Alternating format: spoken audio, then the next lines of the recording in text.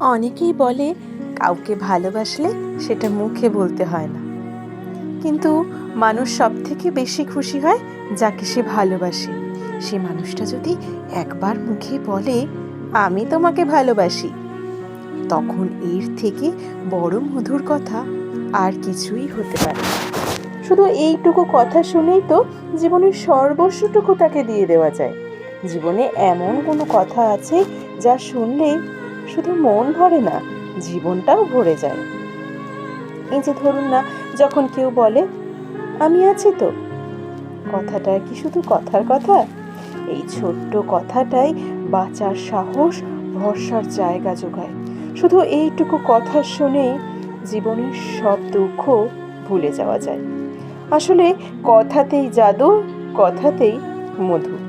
এই জীবনে মানুষ সবচেয়ে বেশি প্রেমে পড়েছে মানুষটার কথায়, আর সবচেয়ে বেশি দুঃখ পেয়েছে মানুষটার কথাতেই।